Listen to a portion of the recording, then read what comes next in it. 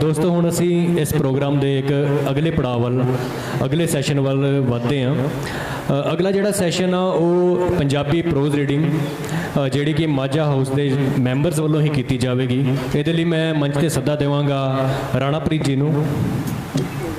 ਰਾਣਾਪ੍ਰੀਤ ਜੀ ਜੀ ਇਹਨਾਂ ਦੇ ਨਾਲ ਚਾਰ ਹੋਰ ਮਾਝਾ ਹਾਊਸ ਦੇ ਜਿਹੜੇ ਮੈਂਬਰਸ ਆ ਉਹਨਾਂ ਨੂੰ ਮੰਚ ਤੇ ਸੱਦਾ ਦੇ ਰਿਹਾ। ਦੀਪਸ਼ਿਖਾ ਜੀ, ਦੀਪਸ਼ਿਖਾ ਜੀ, रूबल जी, राणाप्रीत जी आ चुके ने, दीपशिखा जी आ रहे हैं, रूबल जी, मुनीश जी और इन्हां दे नाल गुरप्रताप जी। सो ये 5 मैंबर माझा हाउस दे फेमस पंजाबी प्रोज रीडिंग करनगे।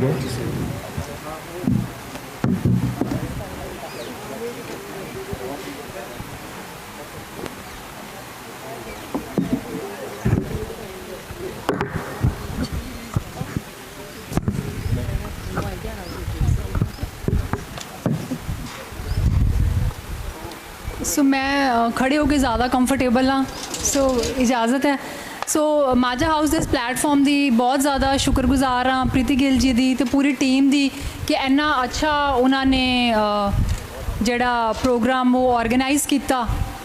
मैं सुरजीत पात्र जी की एक कॉम्पोजिशन कुछ कहा था हनेरा जरेगा किमें बचपन तो जिमें अमृतसर दे विच माझा हाउस का प्लेटफॉर्म है उस तरह मैं नकोदर दे विच पली वड्डी हुई हाँ तो उत्थों की मेरी एजुकेशन है तो उत्थे लोकधारा नाम का एक मंच सी जिथे मैं 6th या 7th दे विच सी जदों मैं पहली उन्होंने कॉम्पोजिशन जी है वो रिसाइट की तो मैं उही रिसाइट करना चाहूँगी। दो it is not a prose पर मैं इन्होंने रिक्वेस्ट की टीम नू कि मैनू अलाउ किया जाए because I have come all the way from Hoshiarpur.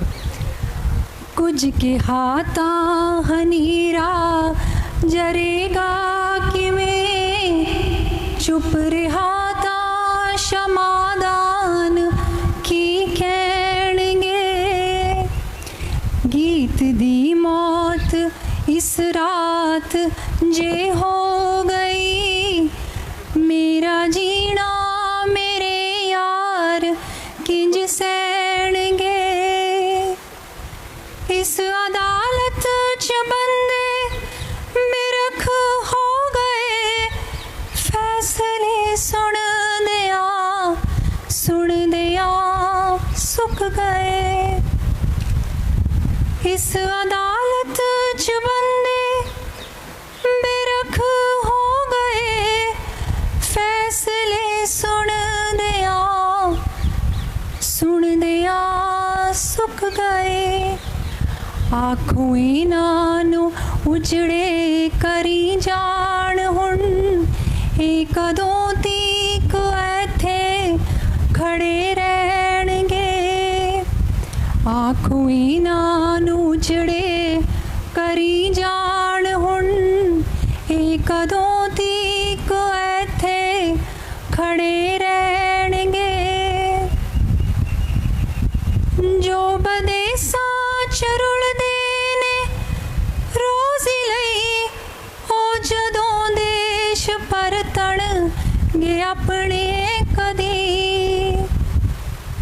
जो बदेसा चरुलदे ने रोज़ी लई ओ जदों देश परतणगे अपने कदी कुछ तां सेकणगे मां दे सिवे दी अगन बाकी कबरां दे रुख हेठ जा बैणगे कुछ तां सेकणगे मां दे सिवे दी अगन बाकी कबरां दे रुख हेठ जा बैणगे यार मेरे जो इस आस ते मर गए कि मैं उन्हां दे दुख दा बनावांगा गीत यार मेरे जो इस आस ते मर गए कि मैं उन्हां दे दुख दा बनावांगा गीत जे मैं कुछ ना कहा जे मैं चुप ही रहा बन के रूहां सदा भटकदे रहणगे। जे मैं कुछ ना कहा, जे मैं चुप ही रहा, बन के रूहा सदा भटकदे रहणगे। ये भी शायद मेरा अपना वहम है, कोई दीवा जगेगा मेरी कब्र ते। ये भी शायद मेरा अपना वहम है, कोई दीवा जगेगा मेरी कब्र ते। जे हवाई रही कब्रां उत्ते तकी, सब घरां दे भी दीवे बुझे रहणगे। जे हवाई रही कब्रां उत्ते तकी, सब घरां दे भी दीवे बुझे रहणगे। कुछ कहा तां हनेरा जरेगा किवें, चुप रहा तां क्षमादान की कहणगे। गीत दी मौत इस रात जे हो गई, मेरा जीना मेरे यार किंज सहणगे।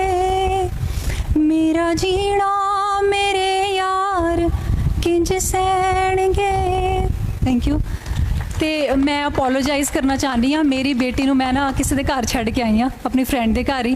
तो इत्थों हुशियारपुर का सफ़र बिकॉज सड़क खराब है, 3 घंटे लग जाते हैं। तो I am really sorry because I have to leave, मैनू पिकअप करना। I am so sorry.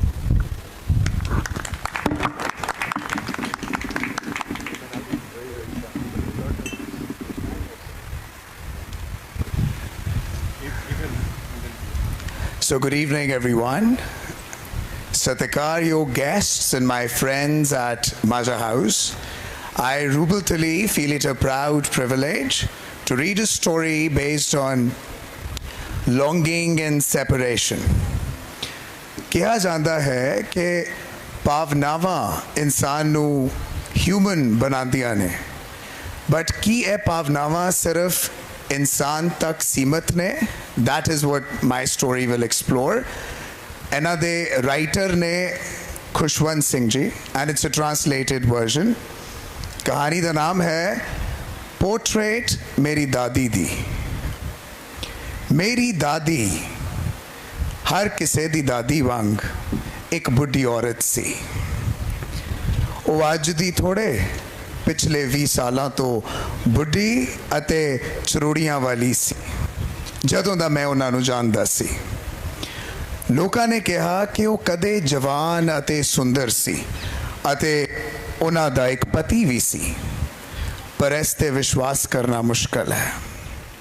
मेरे दादा जी दी तस्वीर ड्राइंग रूम दे मैंटल पीस दे उत्ते एक फ्रेम विच टंगी हुई सी। उन्हां दी वड्डी पग अते टिले टाले कपड़े उन्होंने पाए हुए सी। उन्हां दी लंबी चिट्टी दाढ़ी उन्हां दी छाती नू टकिया होया सी अते वो घट्टो घट 100 साल दे होने हैं। वो इस तरह दे व्यक्ति नहीं सी जिन्हां दी पत्नी या बच्चे होण। वो इवें जापदे सी जिवें उन्हां कोल बहुत सारे पोते पोतियां होण। मेरी दादी अक्सर सानू उन्हां दे खेडां बारे दसदी सी जिहड़ी वो बचपन च खेडदी सी।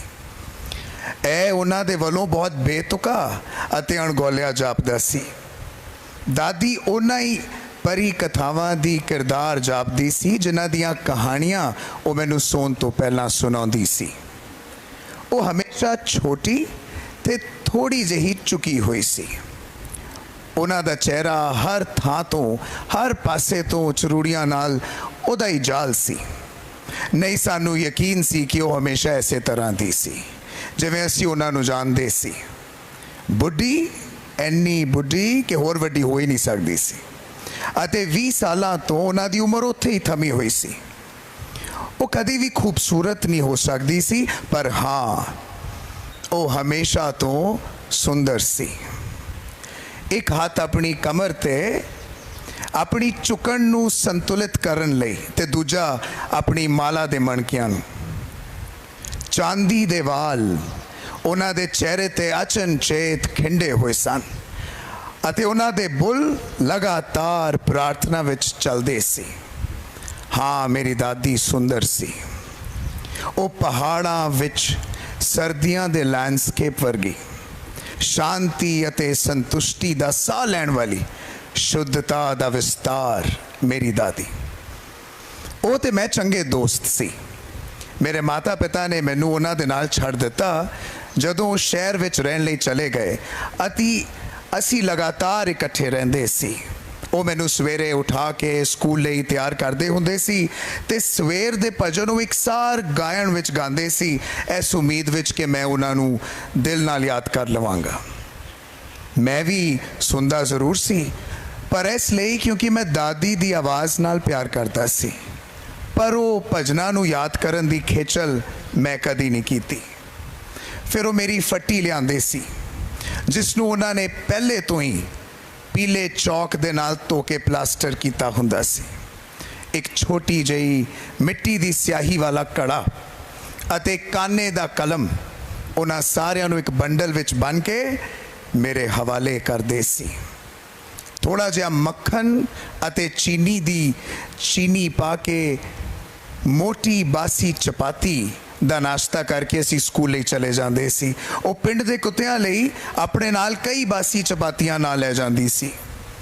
मेरी दादी हमेशा मेरे स्कूल मेरे नाल जाती सी क्योंकि स्कूल मंदिर नाल जुड़िया होया सी। पुजारी दे सानू वरणमाला ते सवेर दी प्रार्थना सिखाण वेले जदों वरांडे दे दोवें पासे कतारां विच बच्चे बैठ के अखर ज्ञान कर रहे होंदे सी, एक कोरस विच प्रार्थना कर रहे होंदे सी, मेरी दादी अंदर बैठ के ग्रंथ पढ़ रही होंदी सी। जदों असी दोवें समाप्त कर लेंदे असी इकट्ठे घर नूं मुड़ पैंदे। हर वारी पिंड दे कुत्ते सानू मंदिर दे दरवाजे ते मिलदे, वो साडा पिछा करते हुए साडे घर तक आ जाते अति असी उन्हां नूं चपातियां दे लई आपस च लड़ते हुए वेखदे। जदों मेरे माता पिता आराम नाल शहर विच सैटल हो गए उन्होंने सानू बुला लिया। यह साडी दोस्ती विच एक मोड़ सी। भावें असी इक्को कमरा हाले भी साझा करते सी पर मेरी दादी हुण मेरे नाल स्कूल नहीं जा सकती सी। मैं मोटर बस विच अंग्रेजी स्कूल जांदा हुंदा सी, गलियां दे विच हुण कुत्ते भी नहीं सी। सो उस शहर दे साडे घर दे विहड़े उत्ते चिड़ियां नूं चराउंदी सी। जिवें जिवें साल बीतते गए असी एक दूजे नूं घट वेखण लगे। कुछ देर तक वो मैनू जगाउंदी रही, स्कूल लई तैयार करती रही। जदों मैं वापस आंदा तो मैनू पुछदे अध्यापक ने मैनू की सिखाया। मैं उन्होंने अंग्रेजी दे शब्द अते पश्चिमी विज्ञान अते सीखण वालियां छोटियां छोटियां गल्लां, ग्रैविटीज़ प्रिंसिपल, आर्किमिडीज़ प्रिंसिपल, दुनिया गोल है, इहो जिहियां गल्लां सुनांदा तो बड़े नाखुश हो जाते। वो मेरे पाठां विच मेरी हुण मदद नहीं कर सकते सी। वो इंग्लिश स्कूल विच पढ़ाई जाण वालियां चीज़ां नूं इन्ना विश्वास नहीं करते सी ते दुखी हुंदे सी कि तुहानूं रब ते ग्रंथ बारे कुछ नहीं पढ़ाया जाता। एक दिन मैं घोषणा करती कि हुण सानूं स्कूल च संगीत दी सिक्ख्या दित्ती जावेगी। वो तां बहुत परेशान हो गए। उन्हां दे लई संगीत दा मेल अश्लीलता नाल सी। एक कंजरियां ते भिखारियां दा एक अधिकार सी अते सभ्य लोकां लई नहीं सी। उस तो बाद वो मेरे नाल हुण घट ही गल करन लगे। जदों मैं यूनिवर्सिटी गया तां मैनू अपना एक कमरा दिता गया। दोस्ती दी सांझी कड़ी टुट गई। मेरी दादी ने बेशिकायती एकांत नूं स्वीकार कर लिया। वो कदे कदे किसी नाल गल करन रही अपना चरखा छड्डदी सी, पर सूरज चढ़न तो लैके सूरज डुबन तक वो अपने चक्कर दे कोल बैठी कताई या प्रार्थनावां पढ़दी रहंदी। दोपहर नूं वो चिड़िया नूं कुछ खाना देण दे लई बाहर आके आराम करदी। जदों वरांडे विच बैठदी रोटियां दे छोटे छोटे टुकड़े करदी, सैकड़ों छोटे छोटे पंछी उन्हां दे आले दुआले इकट्ठे हो जांदे। चैकन दा रौला पै जांदा। कुछ उन्हां दियां लत्तां ते बैठ जांदियां, कुछ पंछी मोढियां ते ते कुछ सिर ते बैठ जाते। वो मुस्कुराते पर कभी भी उन्होंने दूर ना करते। ਇਹ ਉਹਨਾਂ ਦੇ दिन का सब तो खुशहाल अद्धा घंटा हुंदा। ਜਦੋਂ मैं अगरली पढ़ाई के लिए विदेश जाने का फैसला किया तो मैनू यकीन सी कि मेरी दादी नाराज़ होणगी। मैं 5 सालों ਲਈ दूर रहांगा तो उन्होंने उम्र में असी कुछ कह भी नहीं सकते सी की होएगा, पर मेरी दादी ने भावुकता दिखाई नहीं। वो मैनू रेलवे स्टेशन ते छड्डन आई पर उन्होंने कोई गल नहीं की, कोई भावना नहीं दिखाई। उन्हों दे बुल प्रार्थना विच हिल गए, उन्हों दा मन प्रार्थना विच गवाच गया। उन्हों दियां उंगलां उन्हों दी माला दे मणकियां नूं फरोलन विच रुझियां हुईयां सन। चुपचाप उन्होंने मेरे मत्थे नूं चुमिया अते जदों मैं छड्डिया तां मैं नमी वाली छाप दा एहसास साडे विचकार दे संपर्क दी आखिरी निशानी वजों संभालिया, पर अजिहा होया नहीं। 5 साल बाद मैं वापस घर आया तो स्टेशन ते साडी मुलाकात फिर हुई। वो एक दिन भी वड्डी नहीं हुई सी। उन्हां कोल अजे भी शब्दां लई समा नहीं सी अते जदों उन्होंने मैनू अपनी बाहां च लिहा तां मैं सुन सकदा सी उन्हां दियां प्रार्थनावां। मेरे आण दे पहले दिन भी उन्हां दा सब तो खुशहाल समा चिड़ियां नूं रोटियां पाण दा ही सी ते लंबे समय तिर करदे रहियां। शाम नूं उन्हां विच एक तब्दीली आई। यह पहला दिन सी जदों उन्होंने प्रार्थना नहीं की। उन्होंने आंडे गवांडे दियां औरतां नूं इकट्ठा किया, एक पुराना ढोल लिया अते गाना शुरू किया। कई घंटियां तक उन्होंने ढोल नूं थपथपाया अते योद्धियां दे घर वापसी दे गीत गाए। सानू लगा ओवरस्ट्रेन कर लैणगे अपने आप नूं। असीं रोकण दी कोशिश की पर वो नहीं रुके। अगली सवेर वो बीमार पै गए, एक हल्का बुखार सी। डॉक्टर कहंदा कोई गल नहीं, चला जाएगा। पर मेरी दादी दा सोच वखरी सी। उन्होंने कहा कि उन्हां दा अंत नेड़े है। उन्होंने कहा कि क्योंकि उन्होंने जीवन के आखिरी अध्याय के समाप्त होने कुछ घंटे पहले उन्होंने प्रार्थना छड़ दी सी। वो हुण गल्लां करन च समय बर्बाद नहीं करना चाहते। असी विरोध किया पर उन्होंने साडे विरोध नूं नज़रअंदाज करता। वो बिस्तरे विच शांति नाल लेट गए, प्रार्थना कर रहे सी अते अपने मणकियां नूं फरोल रहे सी। इस तो पहला कि असी कुछ कह सकीए उन्हां दे बुल हिलना बंद हो गए अते माला उन्हां दियां बेजान उंगलियां तो डिग पई। उन्हां दे चेहरे ते एक शांति फैल गई अते सानू पता लग गया कि दादी हुण नहीं रहे।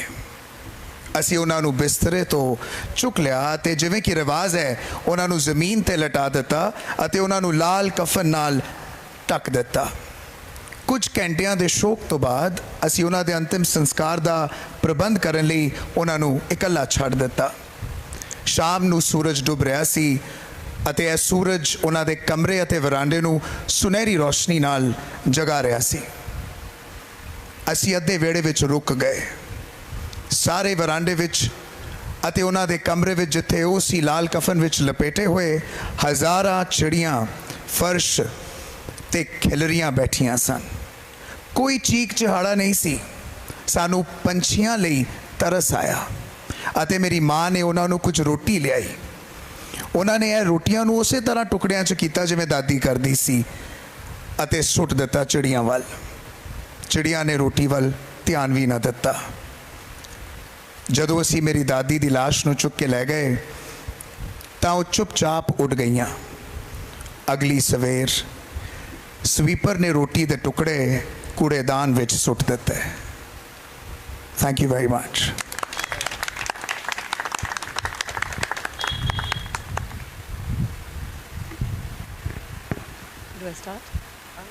सत श्री अकाल जी। कहानी टैगोर दी है। इंग्लिश ट्रांसलेशन जो किसी ने पढ़ी हुई उसका नाम है होम कमिंग। पंजाबी तर्जमा घर वापसी गुरचरण सिंह जी दी है। मैं उन्होंने होर कंडेंस किया क्योंकि एक टाइम स्लॉट दिता गया सीगा। घर वापसी। फाटक चक्रवर्ती पिंड दे मुंडियां दा मोरी सी। हर रोज़ कोई ना कोई नवी शरारत सुझदी सी उन्होंने। एक दिन उन्हें विਉਂਤ बनाई कि दरिया लागे पई गेली नूं रेड़ के किते दूर लिजा के छड्ड दिता जाए। गेली दा मालक आपे नाल हैरान होवेगा, नाले गुस्से 'च झग पिया सुट्टेगा अते ये सारे उहदा मौजू बना के हस दोहरे होणगे।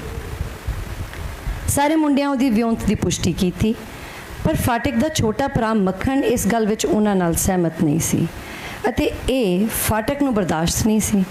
जद उहने मक्खन नूं गेली नूं तक्कण लई किहा तां मक्खन अपने थां तो हिलिया भी नहीं।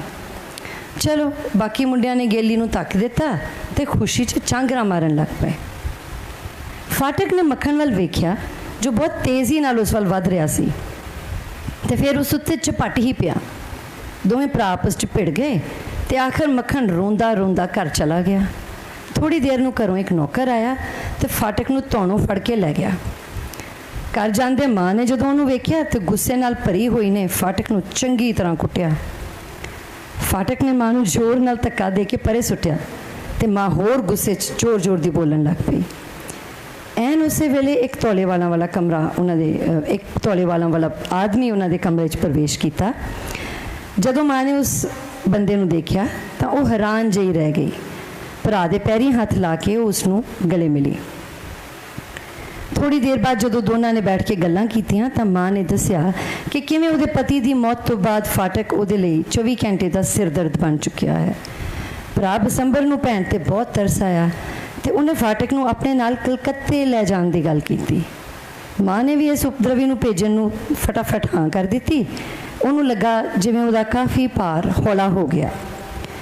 कलकत्ते पहुँचे तो मामी ने फाटक नूं टब्बर ते बेलोड़ा भार जड़ा वो महसूस किया।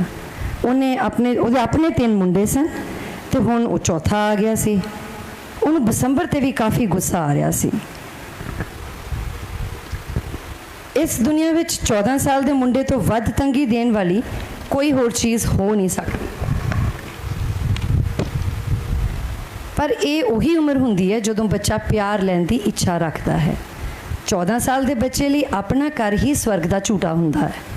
उपरे घर च रहना ये अनचाया मेहमान सारा दिन मामी कोलों झिड़कां खांदा ते स्कूल विच भी सब दे मजाक का पात्र बनता। फाटक बहुत बेचैन सी। उसका अध्यापक उसनूं हर रोज़ बेदर्दी नाल बैंत मारदा। स्कूल विच ढिला मुंडा करके जानिया जांदा फाटक किसी नूं भी चंगा नहीं सी लगता। उहदे भरावां ने भी उसनूं अपनाउणा छड्ड दिता अते बाकियां वांग उसनूं मखौल करने शुरू कर दिते।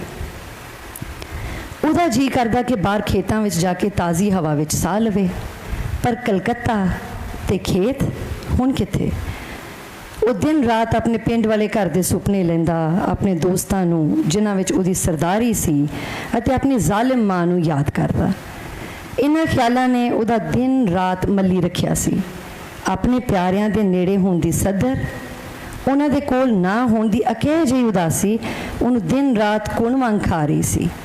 उसनूं अपना आप एक शिकंजे च कस्या जापदा। एक दिन उन्हें दिल कढ़िया ते अपने मामे नूं पुछया, मामा जी मैं घर कदों जावांगा? मामे ने कहा बस छुट्टियां होने तक सबर कर। पर अक्तूबर तो पहला छुट्टियां कित्थे ते अक्तूबर हाले बहुत दूर सी। एक दिन फाटक की पुस्तक गवाच गई, घरों भी झिड़कां ते स्कूलों भी। वो बड़ा दुखी होया, उहदा दिल पूरी तरह टुट चुका सी। अगली सवेर फाटक किसी नूं घर विच नज़र ना आए। आले दुआले पार की गई पर कुछ पता ना लग्या। सारी रात जोरदार मींह वरदा रहा। अंत बसंबर ने पुलिस विच उहदी रिपोर्ट लिखवा दी। अगले दिन पुलिस की लारी फाटक नूं लद्दी लिया के उन्हां दे दरवाजे ते खलो गई। फाटक सिर तो पैर तक पानी नाल गड़ुच अते चिक्कड़ नाल लथ पथ सी। उहदियां अखां ते मूँह बुखार नाल लाल सन अते सारा शरीर कंब रहा सी। बसंबर ने उन्होंने बावां च चुकिया ते अंदर लियांदा। हजे वो अंदर आया ही सी कि उहदी वोटी फिर उची उची बोलन लग पई, किन्ना दुखी कीता इन्हें, तुसीं इहनूं इहदे घर क्यों नहीं भेज दिंदे? ये सुन फाटक रो पिया ते बोलिया, मामा जी मैं घर ही जा रहा सी पर पुलिस वाले मैनूं खिंच के वापस ले आए। बुखार वध गया अते फाटक सारी रात बुड़बुड़ाउंदा रहा। डॉक्टर भी बुलाया गया पर वो कुछ ना कर सकिया। फाटक एक टक ਛੱਤ ਵੱਲ ਵੇਖ ਰਿਹਾ ਸੀ ਅਤੇ ਸਖਣੀ ਜਿਹੀ ਆਵਾਜ਼ ਵਿੱਚ ਕੁਝ ਬੁੜਬੁੜਾ ਰਿਹਾ ਸੀ ਜੋ ਇੰਜ ਲੱਗਾ ਜਿਵੇਂ ਉਹ ਕਹਿ ਰਿਹਾ ਹੋਵੇ, ਮਾਮਾ ਜੀ ਹਾਲੇ ਛੁੱਟੀਆਂ ਨਹੀਂ ਹੋਈਆਂ। ਬਸੰਬਰ ਇਹਨਾਂ ਸੁਣ ਕੇ ਫੁੱਟ ਕੇ ਰੋ ਪਿਆ ਅਤੇ ਫਾਟਕ ਦੇ ਹੱਥ ਨੂੰ ਆਪਣੇ ਹੱਥ ਵਿੱਚ ਲੈ ਲਿਆ। ਫਾਟਕ ਨੂੰ ਕਦੇ ਹੋਸ਼ ਆਉਂਦੀ ਤੇ ਕਦੇ ਉਹ ਬੇਹੋਸ਼ ਜਿਹਾ ਹੋ ਕੇ ਆਪਣੀ ਮਾਂ ਨੂੰ ਯਾਦ ਕਰਨ ਲੱਗ ਪੈਂਦਾ ਅਤੇ ਫਿਰ ਉੱਚੀ ਉੱਚੀ ਬੁੜਬੁੜਾਉਣ ਲੱਗ ਪੈਂਦਾ। ਉਹਦੀਆਂ ਅੱਖਾਂ ਕਮਰੇ ਦੇ ਚਾਰੇ ਪਾਸੇ ਘੁੰਮ ਰਹੀਆਂ ਸਨ ਜਿਵੇਂ ਕਿਸੇ ਨੂੰ ਉਡੀਕ ਰਹੀਆਂ ਹੋਣ। ਬਸੰਬਰ ਨੇ ਉਹਨੂੰ ਦੱਸਿਆ ਕਿ ਉਹਨੇ ਫਾਟਕ ਦੀ ਮਾਂ ਨੂੰ ਸੁਨੇਹਾ ਭੇਜ ਦਿੱਤਾ ਹੈ। ਫਾਟਕ ਦੀ ਹਾਲਤ ਵਿਗੜਨ ਲੱਗ ਪਈ। ਅਗਲੇ ਦਿਨ ਦੇ ਅਖੀਰਲੇ ਪਹਿਰ ਫਾਟਕ ਦੀ ਮਾਂ ਵਾਹ ਵਰੋਲੇ ਵਾਂਗ ਅੰਦਰ ਆ ਵੜੀ। ਰੋਂਦਿਆਂ ਰੋਂਦਿਆਂ ਬੋਲੀ, ਫਾਟਕ ਮੇਰੀ ਜਿੰਦ, ਮੇਰੀ ਜਾਨ। ਫਾਟਕ ਨੇ ਕੁਝ ਪਲ ਲਈ ਤਰਲੋ ਮੱਛੀ ਹੋਣਾ ਬੰਦ ਕਰ ਦਿੱਤਾ। ਉਹਦੇ ਹੱਥਾਂ ਦੀ ਕੰਬਣੀ ਜ਼ਰਾ ਕੁ ਰੁਕ ਗਈ। ਉਸ ਅੱਖਾਂ ਉਘੇੜੀਆਂ ਅਤੇ ਕਿਹਾ, ਹੂੰ। ਮਾਂ ਫਿਰ ਉੱਚੀ ਉੱਚੀ ਰੋਣ ਲੱਗ ਪਈ। ਹੌਲੀ ਹੌਲੀ ਫਾਟਕ ਦੀਆਂ ਅੱਖਾਂ ਘੁੰਮੀਆਂ ਪਰ ਹੁਣ ਉਹ ਆਪਣੇ ਆਲੇ ਦੁਆਲੇ ਦੇ ਲੋਕਾਂ ਨੂੰ ਪਛਾਣ ਹੀ ਨਹੀਂ ਸੀ ਸਕਦਾ। ਅੰਤ ਉਹ ਬੁੜਬੁੜਾਇਆ, ਮਾਂ ਛੁੱਟੀਆਂ ਹੋ ਗਈਆਂ ਨੇ। ਸ਼ੁਕਰੀਆ ਜੀ।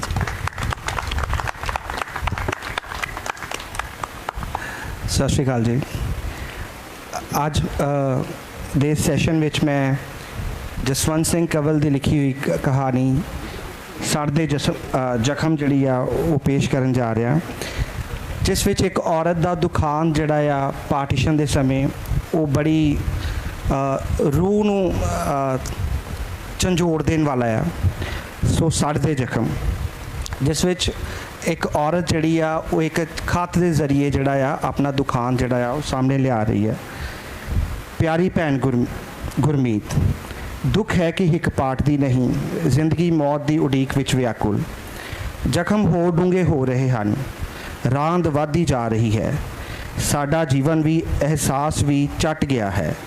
ਸਮਾਂ ਤੇ ਕੁਦਰਤ ਰਲ ਕੇ ਹੋਣੀਆਂ ਵਰਤਾਉਂਦੇ ਹਨ ਜਾਂ ਮੁਖੀ ਸਰਦਾਰ ਆਪਣੀਆਂ ਗਰਜਾਂ ਪੂਰਨ ਲਈ। ਕਾਲੇ ਤੇ ਗੋਰੇ ਪੋਲੀਟੀਸ਼ੀਅਨਾਂ ਨੇ ਰਲ ਕੇ ਪੰਜਾਬ ਦੀ ਚਟਾਨ ਵਰਗੀ ਹੈਸੀਅਤ ਨੂੰ ਪੁੜਾਂ ਵਿੱਚ ਚੀਰ ਦਿੱਤਾ ਹੈ। ਮਾਸੂਮ ਜ਼ਿੰਦਗੀ ਨੂੰ ਅਨਾਜ ਦੇ ਕਮਜ਼ੋਰ ਦਾਣਿਆਂ ਵਾਂਗ ਬੇਦਰਦੀ ਨਾਲ ਪੀ ਸੁੱਟਿਆ। ਇੱਕ ਪੋਲੀਟੀਸ਼ੀਅਨ ਚਾਹੇ ਕਿਸੇ ਵੀ ਇਜ਼ਮ ਦਾ ਕਾਇਲ ਹੋਵੇ, ਆਪਣਾ ਇਰਾਦਾ ਮਨੁੱਖਤਾ ਤੇ ਠੋਸਣ ਲਈ ਗਿੱਦੜ ਤੋਂ ਬਘਿਆੜ ਬਣ ਜਾਂਦਾ ਹੈ। ਮੈਂ ਆਪਣਾ ਰੋਣਾ ਚਿੱਠੀ ਦੇ ਮੁੱਢ ਵਿੱਚ ਹੀ ਸ਼ੁਰੂ ਕਰ ਦਿੱਤਾ, ਪਰ ਗੁਰਮੀਤ ਮੇਰੇ ਕੋਲ ਰੋਣ ਤੋਂ ਬਿਨਾਂ ਹੈ ਹੀ ਕੁਝ ਨਹੀਂ। ਸਗੋਂ ਵਾਹਿਗੁਰੂ ਦਾ ਲੱਖ ਸ਼ੁਕਰ ਕਰਦੀ ਹਾਂ ਜਿਸ ਅੱਜ ਚਿੱਠੀ ਲਿਖਣ ਦਾ ਮੌਕਾ ਦਿੱਤਾ। ਭਲਾ ਹੋਵੇ ਵਿਚਾਰੀ ਰਹਿਮੋ ਦਾ, ਜਿਸ ਨੇ ਕਾਗਜ਼, ਕਲਮ, ਦਵਾਤ ਅਤੇ ਲਿਫਾਫੇ ਦਾ ਬੰਦੋਬਸਤ ਕੀਤਾ ਹੈ। ਉਸ ਕੁਰਾਨ ਦੀ ਕਸਮ ਖਾਧੀ ਹੈ ਕਿ ਲੈਟਰ ਬਾਕਸ ਵਿੱਚ ਵੀ ਪਾ ਆਵੇਗੀ। ਰਹੀਮੋ ਅੰਮ੍ਰਿਤਸਰ ਦੇ ਸਰਹਾਲੀ ਪਿੰਡ ਦੀ ਵਸਨੀਕ ਸ਼ਰਨਾਰਥਣ ਹੈ, ਜਿਸ ਵਹਿਸ਼ੀ ਮਰਦ ਦੀ ਕਤਲਾਮ ਵੇਖੀ ਹੈ, ਨਫਸ ਦੀ ਮਾਰੂ ਸੱਟਾਂ ਵਿੱਚ ਜ਼ਖਮੀ ਹੋਈ ਹੈ। ਉਸ 'ਤੇ ਕਿਸੇ ਨੇ ਤਰਸ ਨਹੀਂ ਖਾਧਾ। ਉਸ ਦਾ ਆਪਣਾ ਦਿਲ ਆਪਣੀ ਦੁਰਦਸ਼ਾ 'ਤੇ ਰੋਇਆ ਅਤੇ ਪਸੀਜਿਆ। ਦੈਂਤਾਂ ਦੀ ਅੰਨੀ ਕਤਲਾਮ ਨੇ ਔਰਤ ਨੂੰ ਔਰਤ ਦੀ ਹਮਦਰਦ ਬਣਾ ਦਿੱਤਾ। ਰਹੀਮੋ ਜਾਣਦੀ ਹੈ ਕਿ ਇੱਕ ਮਜਬੂਰ ਅਬਲਾ ਹਮਦਰਦੀ ਦੀ ਕਿੰਨੀ ਭੁੱਖ ਹੁੰਦੀ ਹੈ, ਕਿਉਂਕਿ ਉਸਨੇ ਲਾਚਾਰ ਹੋ ਕੇ ਵੇਖ ਲਿਆ ਹੈ। ਅੱਗੇ ਵੀ ਖਤ ਲਿਖਣ ਦੇ ਕਈ ਮੌਕੇ ਮਿਲੇ ਸਨ, ਪਰ ਇੱਕ ਲੰਮਾ ਸਮਾਂ ਮੈਂ ਸਹੀ ਹੋਸ਼ ਵੱਲੋਂ ਬੌਰੀ ਰਹੀ ਹਾਂ। ਮਾਰੂ ਜ਼ੁਲਮ ਦੇ ਮੂੰਹ ਜ਼ੋਰ ਵਗਦੇ ਹੜ੍ਹ ਵਿੱਚ ਮੇਰਾ ਦਿਮਾਗ ਬੌਂਦਲ ਗਿਆ ਸੀ। ਅਸਲੋਂ ਹੀ ਸੁਣ, ਉਸ ਹਾਲਾਤ ਵਿੱਚ ਤਾਂ ਮੈਨੂੰ ਆਪਣੀ ਸਹੀ ਹੋਣ ਦਾ ਵੀ ਗਿਆਨ ਨਹੀਂ ਸੀ। ਅੱਜ ਜਹੀਰ ਦੀ ਮੈਂ ਮਲਕੀਅਤ ਹਾਂ, ਲਾਹੌਰ ਹੋਇਆ ਹੈ ਅਤੇ ਉਸ ਦੀ ਹਵੇਲੀ ਵਿੱਚ ਵੈਲੀ ਹਾਂ। ਕਾਫਰ ਹੋਣ ਦੀ ਹੈਸੀਅਤ ਵਿੱਚ ਸਤਰ ਕਿਸ ਤਰ੍ਹਾਂ ਰੱਖੀ ਜਾ ਸਕਦੀ ਹੈ? ਅਸਲ ਵਿੱਚ ਮੈਂ ਹਵਸ ਦੀ ਭੱਠੀ ਦਾ ਬਾਲਣ ਹਾਂ, ਜਿਸ ਸ਼ਰਾਫਤ ਦੀਆਂ ਅੱਖਾਂ ਤੋਂ ਉਹਲੇ ਸ਼ਰੀਫਾਂ ਲਈ ਹੀ ਬੱਲਾ ਹੈ। ਜਹੀਰ ਭਾਰੀ ਜਾਇਦਾਦ ਦਾ ਮਾਲਕ ਹੈ। ਰਹੀਮੋ ਦਾ ਪਿਤਾ ਵੀ ਇੱਥੇ ਆ ਕੇ ਉਸ ਦਾ ਗਾਹਕ ਬਣ ਗਿਆ ਹੈ। ਮੈਂ ਇਸ ਹਵੇਲੀ ਦੇ ਬੰਧਨ ਵਿੱਚ ਆਜ਼ਾਦ ਹਾਂ, ਬਾਹਰ ਨਹੀਂ ਜਾ ਸਕਦੀ। ਹੰਝੂ ਵਹਾਉਣ ਦੀ ਮੈਨੂੰ ਖੁੱਲ੍ਹ ਨਹੀਂ, ਪਰ ਰੋ ਨਹੀਂ ਸਕਦੀ। ਸਿਸਕੀਆਂ ਵਿੱਚ ਰਿਝਣਾ ਹੀ ਜ਼ਿੰਦਗੀ ਹੈ। ਵੇਦਨਾ ਵਿੱਚ ਗੁੰਨੀਆਂ ਸਾਰੀਆਂ ਯਾਦਾਂ ਨੂੰ ਹੁਣ ਭੁਲਾਉਣ ਦਾ ਯਤਨ ਕਰ ਰਹੀ ਹਾਂ, ਪਰ ਰੂਹ ਵਿੱਚ ਤਲਖੀ ਦਾ ਸੇਕ ਵਿਆਪਕ ਹੈ, ਜਿਹੜਾ ਕਦੇ ਨਾ ਕਦੇ ਭਾਫਪਨ ਉੱਠਦਾ ਹੈ। ਜਿਵੇਂ ਫਨਾਹ ਹੋ ਚੁੱਕੀ ਇਸਤਰੀਅਤ ਵਿੱਚ ਜੀਵਨ ਦੀ ਕੋਈ ਰੋਹ ਜਿੰਦਾ ਹੁੰਦੀ ਹੈ। ਮੈਂ ਸਿੱਧੇ ਤੌਰ ਤੇ ਹਾਂ ਕੀਤੇ ਕਾਗਜ਼ਾਂ ਵਿੱਚ ਚੋਰੀ ਛੁਪੇ ਲਿਖੀ ਡਾਇਰੀ ਵੀ ਪਾੜ ਦਿੱਤੀ ਹੈ। ਦਿਲ ਵਿੱਚ ਕਦੇ ਵਹਿਮ ਜਾਗ ਉੱਠਦਾ ਹੈ ਕਿ ਇਹ ਦੁਨੀਆ ਸੱਚੀ ਵਹਿਸ਼ੀਆਂ ਦੀ ਨਹੀਂ, ਕਿਉਂਕਿ ਜਹੀਰ ਨੇ ਮੈਨੂੰ ਲਾਹੌਰੋਂ ਜਮਾਲ ਅਤੇ ਫੱਤੂ ਤਾਂਗੇ ਵਾਲਿਆਂ ਤੋਂ 250 ਰੁਪਏ ਨੂੰ ਤਰਸ ਖਾ ਕੇ ਖਰੀਦ ਲਿਆ ਸੀ। 250 ਰੁਪਇਆ ਉਦੋਂ ਹਰੇਕ ਕੁੜੀ ਦਾ ਮੁੱਲ ਨਹੀਂ ਪੈਂਦਾ ਸੀ। ਜਹੀਰੋ ਹੋਰੀ ਆਖਦੇ ਸਨ ਕਿ ਮੇਰਾ ਐਜੂਕੇਟਡ ਅਤੇ ਸੁਨੱਖੀ ਹੋਣ ਕਰਕੇ ਹੀ ਇੰਨਾ ਮੁੱਲ ਪਿਆ ਸੀ। ਮੈਨੂੰ ਪਤਾ ਤੱਕ ਨਹੀਂ ਮੇਰਾ ਕਦੋਂ ਸੌਦਾ ਹੋਇਆ ਅਤੇ 45 ਚੱਕ ਕਦੋਂ ਲਿਆਂਦੀ ਗਈ। ਇੱਕ ਵਾਰ ਉਹਨਾਂ ਆਪਣੇ ਸੱਚੇ ਇਸ਼ਕ ਦਾ ਇਜ਼ਹਾਰ ਕਰਦਿਆਂ ਦੱਸਿਆ, ਮੈਨੂੰ ਤੇਰਾ ਅਗਲੇ ਦਿਨ ਹੀ 300 ਮਿਲਦਾ ਸੀ, ਪਰ ਮੈਂ ਲਿਆ ਨਹੀਂ ਕਿਉਂਕਿ ਤੇਰੀ ਪਹਿਲੀ ਨਜ਼ਰ ਹੀ ਮੈਨੂੰ ਬੁਰੀ ਤਰ੍ਹਾਂ ਫਟ ਗਈ ਸੀ। ਮੈਂ ਕਿਸ ਤਰ੍ਹਾਂ ਮੰਨਾਂ ਕਿ ਰਾਂਝਿਆਂ ਵਿੱਚੋਂ ਇਸ਼ਕ ਤੇ ਹਮਦਰਦੀ ਖਤਮ ਹੋ ਗਈ ਹੈ। ਅੱਜ ਟੁੱਟਾ ਫੁੱਟਾ ਚੇਤਾ ਆਖਦਾ ਹੈ ਕਿ ਅਸੀਂ ਭਾਵ ਮੈਂ, ਮੇਰਾ ਪਿਤਾ ਅਤੇ ਭਰਾ ਸਿੰਦਰ ਰਾਮ ਗਲੀ ਵਿੱਚੋਂ ਤਾਂਗੇ ਤੇ ਸਟੇਸ਼ਨ ਨੂੰ ਨੱਠੇ ਜਾ ਰਹੇ ਸਾਂ।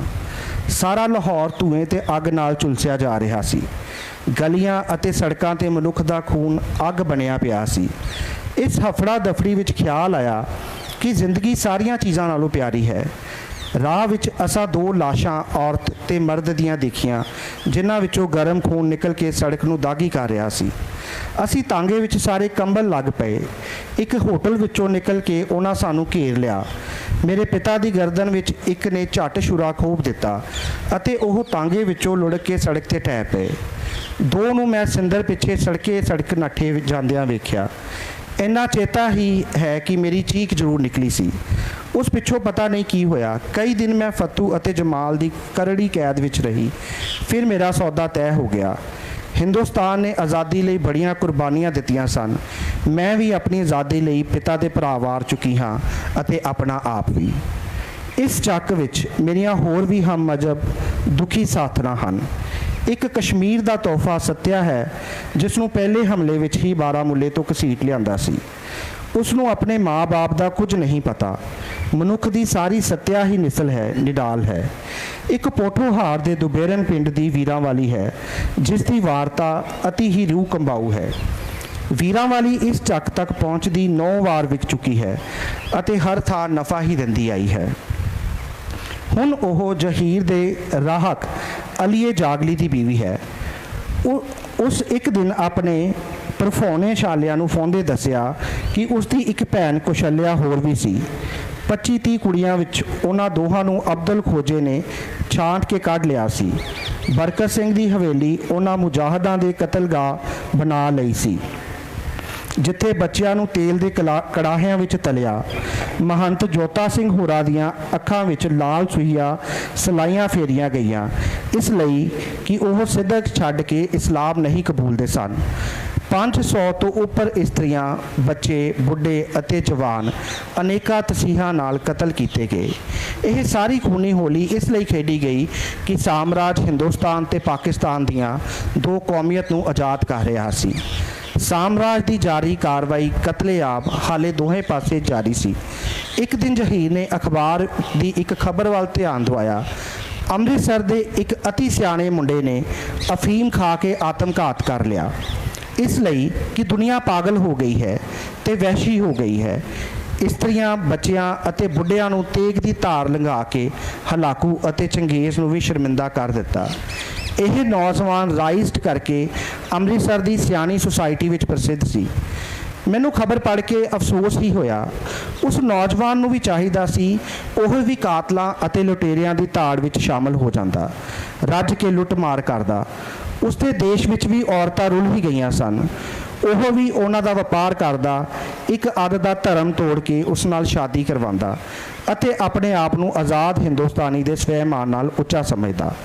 ਆਤਮਘਾਤ ਕਰਕੇ ਉਸਨੇ ਕੀ ਲਿਆ? ਜਵਾਨੀ ਗਵਾ ਲਈ ਅਤੇ ਆਜ਼ਾਦੀ ਦੇ ਸਾਰੇ ਸੁੱਖਾਂ ਤੋਂ ਵਾਂਝਾ ਰਹਿ ਗਿਆ, ਜਿਹੜੀ ਭੁੱਖੇ ਹਿੰਦੁਸਤਾਨੀਆਂ ਨੂੰ ਕਈ ਸਦੀਆਂ ਪਿੱਛੋਂ ਮਸਾਂ ਮਿਲੀ ਸੀ।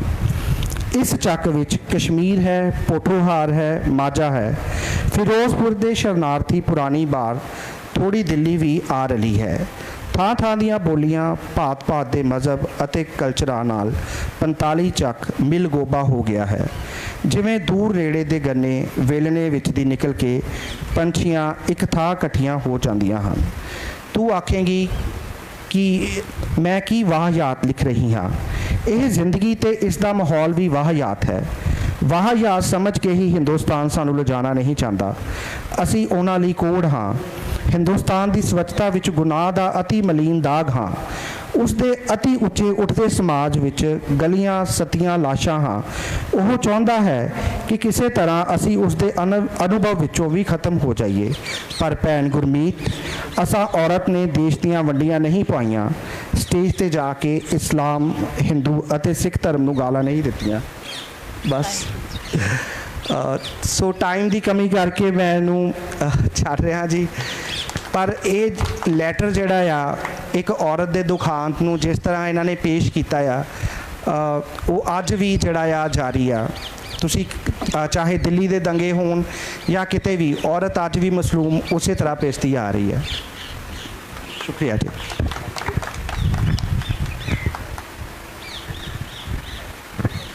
ਸਤਿ ਸ਼੍ਰੀ ਅਕਾਲ ਜੀ। ਮੈਂ ਜਿਹੜੀ ਅੱਜ ਕਹਾਣੀ ਤੁਹਾਡੇ ਨਾਲ ਸਾਂਝੀ ਕਰ ਰਿਹਾ, ਇਹਦਾ ਨਾਮ ਹੈ ਸਤਰੰਗਾ। ਇੱਕ ਕਹਾਵਤ ਹੈਗੀ ਹੈ ਕਿ ਮੁੱਲਾ ਦੀ ਦੌੜ ਮਸੀਤ ਤੱਕ, ਤੇ ਮੇਰੀ ਦੌੜ ਜਿੱਥੇ ਕਹਾਣੀਆਂ ਦੀ ਗੱਲ ਆਉਂਦੀ ਹੈ ਤੇ ਗੁਲਜ਼ਾਰ ਸਾਹਿਬ ਤੱਕ ਪਹੁੰਚਦੀ, ਉੱਥੇ ਖਤਮ ਹੋ ਜਾਂਦੀ ਹੈ। ਤੇ ਇਸ ਦੇ ਲੇਖਕ ਗੁਲਜ਼ਾਰ ਸਾਹਿਬ ਹੈਗੇ ਨੇ। ਕਹਾਣੀ ਦੀ ਗੱਲ ਮੈਂ ਥੋੜਾ ਬਾਅਦ 'ਚ ਕਰੂੰਗਾ ਕਿਉਂਕਿ ਟਾਈਮ ਦੀ ਥੋੜੀ ਜੀ ਕਮੀ ਹੋ ਗਈ ਹੈ ਸਾਡੇ ਕੋਲ। ਮੈਂ ਕਹਾਣੀ ਪੜ੍ਹਦਾ। ਅੱਧੀ ਰਾਤ ਜਦ ਚੌਪਾਲ ਤੋਂ ਖੈਰੂ ਦੇ ਗਾਣੇ ਦੀ ਆਵਾਜ਼ ਗੂੰਜਦੀ ਤਾਂ ਬੜਿਆਂ ਨੇ ਨੱਕ ਸਿਕੋੜ ਕੇ ਗੁੱਦੀ ਖੁਜਾ ਕੇ ਪਾਸਾ ਪਲਟ ਲਿਆ। ਆਏ ਹਾਏ, ਇਸ ਪਾਗਲ ਨੂੰ ਦਿਨ ਵਿੱਚ ਕੰਮ ਨਹੀਂ ਹੁੰਦਾ ਤੇ ਰਾਤ ਨੂੰ ਆਰਾਮ ਨਹੀਂ ਆਉਂਦਾ। ਮਹਿਮੂਦ ਦੀ ਘਰਵਾਲੀ ਜਾਗ ਰਹੀ ਸੀ। ਸੋਈ ਜਿਹੀ ਆਵਾਜ਼ 'ਚ ਬੋਲੀ, ਮੋਇਆ ਕਿਸੇ ਕੰਮ ਵੀ ਤਾਂ ਨਹੀਂ ਲੱਗਦਾ। ਆਪਣਾ ਆਪਣਾ ਪਾਸਾ ਬਦਲ ਕੇ ਉਹ ਦੋਨੋਂ ਫੇਰ ਸੋ ਗਏ। ਖੈਰੂ ਚੌਪਾਲ 'ਤੇ ਇਕੱਲਾ ਖੜਾ ਦੇਰ ਤੱਕ ਗਾਉਂਦਾ ਰਿਹਾ। ਉਸ ਪਿੰਡ ਵਿੱਚ ਕਿਸੇ ਨੂੰ ਕੰਮ ਤੋਂ ਇੱਕ ਮਿੰਟ ਵੀ ਵੇਲ ਨਹੀਂ ਸੀ। ਬਸ ਇੱਕ ਇਹੀ ਸੀਗਾ ਜਿਹਨੂੰ ਇੱਕ ਮਿੰਟ ਵੀ ਕੰਮ ਨਹੀਂ ਸੀ। ਚੌਪਾਲ 'ਤੇ ਸੌਂਦਾ, ਚੌਪਾਲ 'ਤੇ ਜਾਗਦਾ, ਸਵੇਰੇ ਸਵੇਰੇ ਉੱਠ ਕੇ ਰਹਿਟ 'ਤੇ ਜਾਂਦਾ, ਇੱਕ ਪੇੜ ਦੇ ਖੜਵੇ 'ਤੇ ਆਪਣੇ ਝੋਲਾ ਟੰਗਦਾ, ਕੱਪੜੇ ਲਾ ਕੇ ਧੋਂਦਾ, ਸੁੱਕਣੇ ਪਾਉਂਦਾ ਤੇ ਤਦ ਤੱਕ ਤਲਾਬ ਵਿੱਚ ਨਹਾਉਂਦਾ ਰਹਿੰਦਾ ਜਦ ਤੱਕ ਕੱਪੜੇ ਸੁੱਕ ਨਹੀਂ ਸੀ ਜਾਂਦੇ। ਕੋਈ ਠੋਰ ਠਿਕਾਣਾ ਤਾਂ ਸੀ ਨਹੀਂ, ਜਾਂਦਾ ਵੀ ਕਿੱਥੇ। ਤਾਂ ਮਹਿਮੂਦ ਦੇ ਖੇਤਾਂ ਵੱਲ ਨੂੰ ਨਿਕਲ ਪਿਆ। ਪਰ ਮਹਿਮੂਦ ਨੂੰ ਆਪਣੇ ਕੰਮ ਤੇ ਖੇਤਾਂ ਤੋਂ ਕਿੱਥੇ ਵੇਲ ਸੀ ਕਿ ਉਹਦੇ ਵੱਲ ਧਿਆਨ ਦਿੰਦਾ। ਉਹ ਬੈਲ ਜੋਤ ਕੇ, ਹਲ ਠੋਕ ਕੇ, ਪਸੀਨਾ ਪਸੀਨਾ ਜਲਦੀ ਦੁਪਹਿਰ ਵਿੱਚ ਚੱਲਦਾ ਰਹਿੰਦਾ। ਕਿਤੇ ਮੰਡੇਰ ਸਵਾਰਦਾ, ਕਿਤੇ ਮਿੱਟੀ ਦੇ ਢੇਲੇ ਨੂੰ ਤੋੜਦਾ। ਖੈਰੂ ਝੋਲੇ ਵਿੱਚੋਂ ਬਾਂਸੁਰੀ ਕੱਢ ਕੇ ਉਹਦੇ ਨਾਲ ਹਲ ਉੱਤੇ ਖੜਾ ਹੋ ਜਾਂਦਾ, ਜਾਂ ਕਦੇ ਰਾਤ ਵਿੱਚ ਵੇਖਿਆ ਸੁਪਨਾ ਸੁਣਾਉਣ ਲੱਗ ਜਾਂਦਾ। ਮਹਿਮੂਦ ਨੂੰ ਹਮੇਸ਼ਾ ਪਰੇਸ਼ਾਨੀ ਹੁੰਦੀ, ਨਾ ਉਹਨੂੰ ਮਨਾ ਕਰ ਪਾਉਂਦਾ, ਨਾ ਆਪ ਹਟ ਸਕਦਾ ਸੀਗਾ। ਇੱਕ ਵਾਰ ਜਦ ਖੈਰੂ ਨੇ ਬੈਲਾਂ ਦੇ ਸਿੰਘ ਰੰਗ ਲਾਉਣ ਲਈ ਰੋਕਿਆ ਤਾਂ ਉਹ ਸੱਚੀ ਨਾਰਾਜ਼ ਹੋ ਗਿਆ। ਚੱਲ ਹਟ ਓਏ, ਤੇਰੀ ਵਿਹਲੀਆਂ ਹਰਕਤਾਂ ਵਾਸਤੇ ਟਾਈਮ ਨਹੀਂ ਮੇਰੇ ਕੋਲ।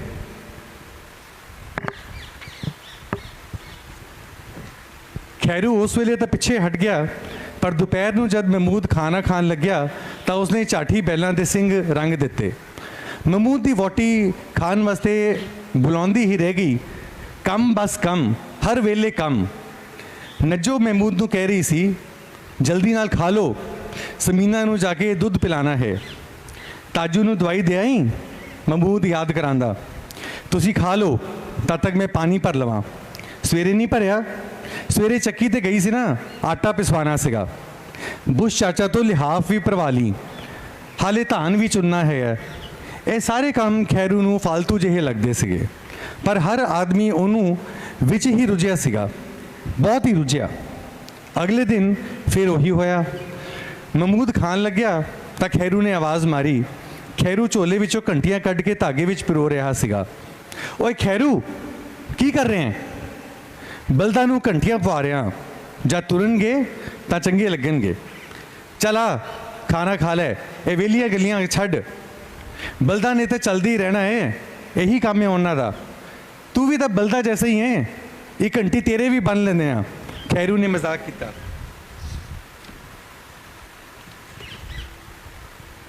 ਸ਼ਾਮ ਨੂੰ ਖੈਰੂ ਪਨਗਟ ਤੇ ਪਹੁੰਚ ਗਿਆ। ਪਿਆਸ ਲੱਗੀ ਸੀ, ਪਰ ਕਿਸੇ ਨੂੰ ਵੇਲ ਕਿੱਥੇ ਕਿ ਉਹਨੂੰ ਪਾਣੀ ਪਿਲਾਏ। ਇੱਕ ਨੂੰ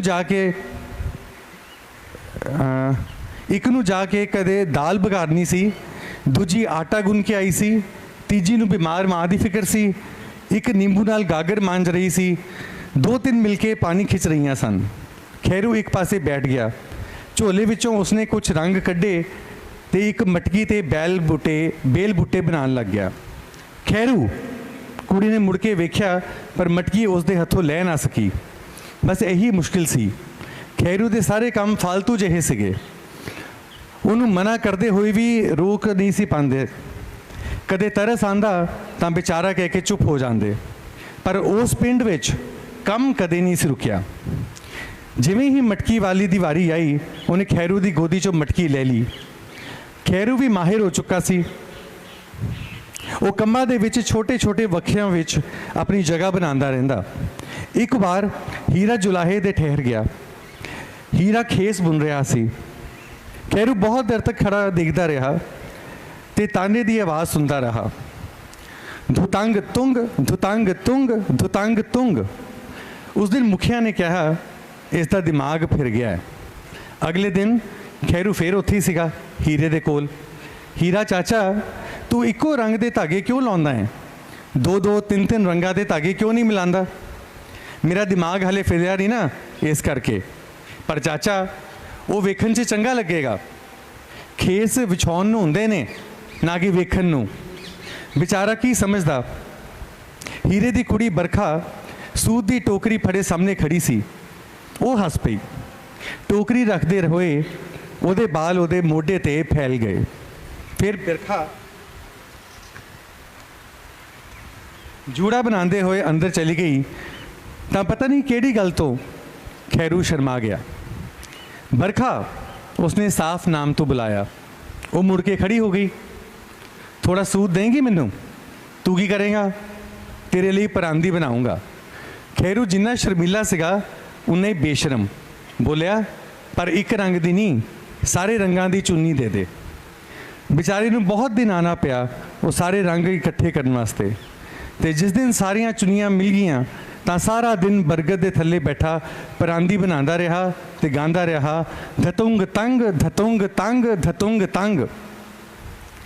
ਸਭ ਹੱਸ ਕੇ ਉੱਥੋਂ ਨਿਕਲ ਗਏ। ਸਿਰਫ ਮਾਸਟਰ ਨੇ ਜਾਂਦੇ ਜਾਂਦੇ ਪੁੱਛਿਆ ਸੀ, ਇਹ ਕੀ ਕਰ ਰਹੇ ਖੈਰੂ? 1 ਮਿੰਟ ਚੁੱਪ ਰਹਿ ਕੇ ਬੋਲਿਆ, ਘਣੇ ਘਣੇ ਬਾਦਲਾਂ ਲਈ ਪਰਾਂਦੀ ਬਣਾ ਰਿਹਾ। ਕੰਮ ਕਰਦੇ ਤਾਂ ਸੱਚਮੁੱਚ ਉਸ ਨੂੰ ਕਿਸੇ ਨਹੀਂ ਸੀ ਵੇਖਿਆ, ਪਰ ਐਂ ਵੀ ਨਹੀਂ ਵੇਖਿਆ ਸੀਗਾ ਜਦ ਉਹ ਕੁਝ ਵੀ ਨਾ ਕਰ ਰਿਹਾ ਹੋਏ। ਸਵੇਰੇ ਰਹਿਟ ਤੋਂ ਲੈ ਕੇ ਰਾਤ ਚੌਪਾਲ ਤੱਕ ਆਂਦੇ ਜਾਂਦੇ ਪਤਾ ਨਹੀਂ ਉਹ ਕਿੰਨੀ ਵਾਰ ਪਿੰਡ ਘੁੰਮ ਜਾਂਦਾ। 1000 ਵਾਰ ਕਿਸੇ ਦਰਵਾਜ਼ੇ ਦੇ ਅੱਗਿਓਂ ਨਿਕਲਦਾ ਤਾਂ ਉੱਥੇ ਬਾਅਦ ਇੱਕ ਦਿਨ ਅਚਾਨਕ ਉੱਥੇ ਰੁਕ ਕੇ ਉਸੇ ਦਰਵਾਜ਼ੇ ਤੇ ਝੋਲੇ ਵਿੱਚੋਂ ਚਾਕੂ ਕੱਢ ਕੇ ਫਟਾਫਟ ਉਸ 'ਤੇ ਕੋਈ ਤਸਵੀਰ ਖੋਦ ਦਿੰਦਾ। ਕਿਤੇ ਮੋਰ, ਕਿਤੇ ਹਿਰਨ ਤੇ ਕਿਤੇ ਸਵਾਸਤਿਕ ਦਾ ਨਿਸ਼ਾਨ। ਉਸ ਇੱਕ ਝੋਲੇ ਤੋਂ ਇਲਾਵਾ ਉਸ ਦੀ ਕੋਈ ਪੂੰਜੀ ਨਹੀਂ ਸੀ, ਪਰ ਉਹ ਘੁੰਮਦਾ ਇੰਜ ਜਿਵੇਂ ਪੂਰੇ ਪਿੰਡ ਦਾ ਮਾਲਿਕ ਹੋਵੇ। ਜਿੱਥੇ ਜੀ ਕੀਤਾ ਉੱਥੇ ਠਹਿਰ ਗਿਆ, ਜਿੱਧਰ ਜੀ ਕੀਤਾ ਉੱਧਰ ਚੱਲ ਪਿਆ। ਜਿੰਨਾ ਬਰਦਾਸ਼ਤ ਕਰ ਲਿਆ ਉਹਦੇ ਕੋਲ ਬੈਠ ਗਿਆ। ਕਿਸੇ ਨੇ ਹਟਾ ਦਿੱਤਾ ਤਾਂ ਉੱਥੋਂ ਉੱਠ ਗਿਆ।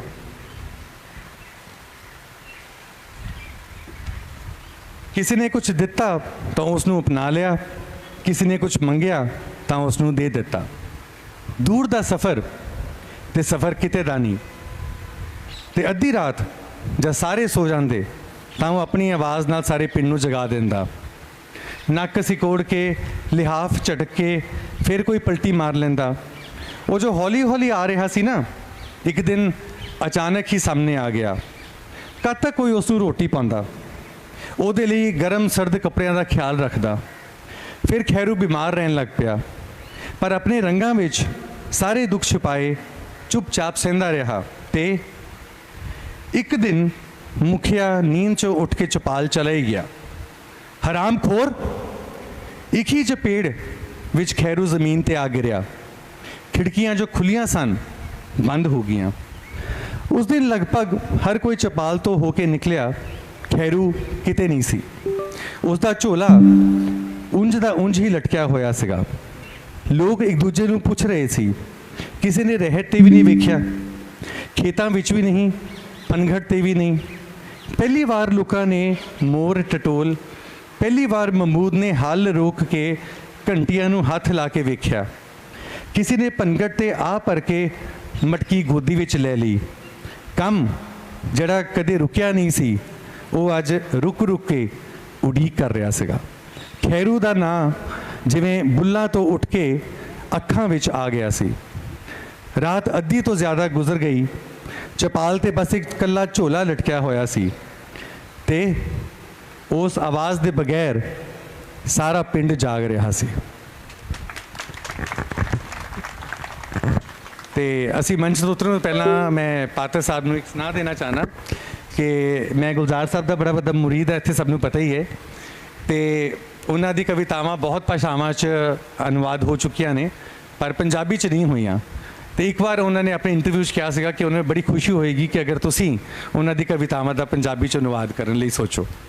ਮੇਰੀ ਵੀ ਉਹਨਾਂ ਨਾਲ ਗੱਲ ਇਸ ਬਾਬਤ ਹੋਈ ਸੀ ਫਿਰ, ਪਰ ਮੈਂ ਉਹਨੂੰ ਕਿਹਾ ਕਿ ਤੁਹਾਡੀਆਂ ਉਹ ਕਵਿਤਾਵਾਂ ਉਰਦੂ ਜਾਂ ਹਿੰਦੀ ਵਿੱਚ ਨੇ ਤਾਂ ਮੈਂ ਕਿਹਾ ਸੀ ਬੈਸਟ ਇਹ ਆ ਕਿ ਆਪਾਂ ਇਹਨਾਂ ਦੀ ਲਿਪੀ ਸਿਰਫ ਚੇਂਜ ਕਰ ਦਈਏ, ਸਿਰਫ ਲਿਪੀ ਅੰਤਰ ਕਰ ਦਈਏ, ਟਰਾਂਸਲਿਟਰੇਟ ਕਰ ਦਈਏ ਤਾਂ ਜੋ ਉਹ ਜਿਹੜੀ ਓਰੀਜਨਲ ਬਿਊਟੀ ਆ ਉਹ ਉੱਦਾਂ ਹੀ ਰਵੇ ਇੰਟੈਕਟ। ਦੋਸਤੋ ਇਸ ਅਨੁਵਾਦ ਦਾ ਖਿਆਲ ਛੱਡਣ ਲਈ ਮੈਂ ਉਹਨੂੰ ਕਿਹਾ ਸੀ। ਜਿੱਦਾਂ ਪਿੱਛੇ ਸ਼ਹਿਰਯਾਰ ਛਾਪਿਆ ਉਹਨੂੰ ਸ਼ਹਿਰਯਾਰ ਨੂੰ ਵੀ ਅਸੀਂ ਸਿਰਫ ਲਿਪੀ ਅੰਤਰ ਕਰਤਾ, ਉਰਦੂ ਨੂੰ ਪੰਜਾਬੀ ਨਹੀਂ ਬਣਾਇਆ, ਸ਼ਾਹਮੁਖੀ ਨੂੰ ਗੁਰਮੁਖੀ ਬਣਾਤਾ।